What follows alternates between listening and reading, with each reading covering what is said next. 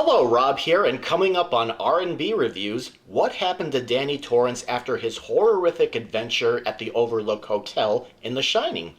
Well, the movie I'm going to review today, Dr. Sleep, continues the story, and I will tell you what I thought of it.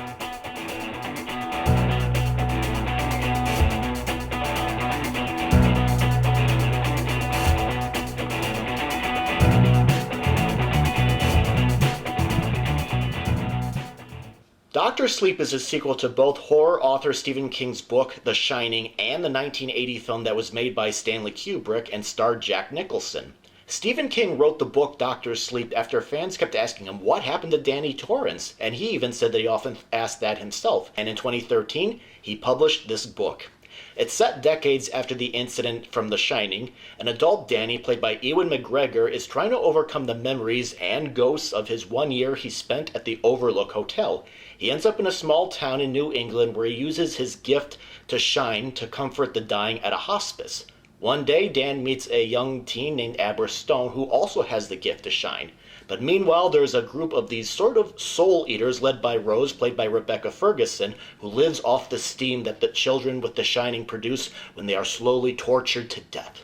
Soon it becomes a battle as Danny and Abra try to stop this group. Now, the movie was adapted, edited, and directed by Mike Flanagan, who directed a movie that I enjoyed in 2013 called Oculus. Dr. Sleep is more of a suspense character thriller rather than a straight-out horror picture. It is very atmospheric. It doesn't completely rely on jump scares. Instead, it is a deliberate paced movie, and we have many scenes that allow us, the audience, to see the characters, Danny, the girl Abra, and the traveling group of soul eaters, develop as the film goes on.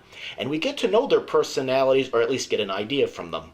I feel that if the studio had chopped the movie up from its current length of 152 minutes to under 2 hours, it probably would have been choppy and not make much sense, so thank you, Warner Brothers.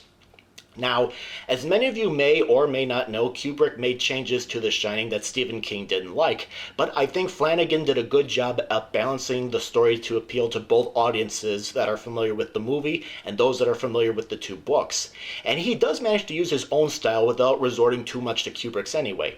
The acting, I thought, was excellent. Ewan McGregor is believable as the tortured Danny. Rebecca Ferguson is both alluring and yet threatening as Rose, the leader of the Eaters group. And the rest of the cast is made up of character actors who bring their characters to life, whether they're the creepy, mysterious soul eaters or whether they're the regular people that Danny encounters in the film. Now, during flashbacks, there are some actors that play characters from the first film, like Danny's mother. Those actors resemble them without, thankfully, the use of CGI, and they don't just copy their predecessors anyway. They do put their own spin on them while being faithful to the actors that played these characters before them. I really liked the dialogue, and I really loved listening to it throughout. It really kept me involved in the story, and I didn't know what would happen next. The last act I thought was scary and on the edge of my seat. I also liked the character of Abra, played by Kylie Curran, and I could see an ongoing series either in the movies or perhaps on a streaming service of her fighting supernatural forces. Now, this movie might require multiple viewings, and some might be put off by the length or the pacing, but I would recommend giving Dr. Sleep a viewing. It has been out in the theaters for some time, and it ended up not doing very well at the box office, but I think it is a movie worth checking out, and I thought it was a refreshing horror film in an age when we get a lot of slasher jump cut movies. Now, I didn't read every single review that came out, but I know there were some fans of the book that didn't like the changes that were made, especially with the ending.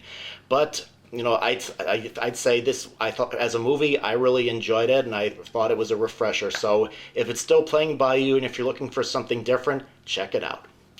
Alright, well, that's my review of Dr. Sleep. What did you think of the movie? Did you like it? Did you hate it? Did you feel like it didn't do a good job of being a sequel to either the book or the movie? Go ahead and post your comments below, and please hit the like button. If you're interested, please be a subscriber and check out some other movies that you can either watch in the movie theaters or perhaps in the comforts of your own home.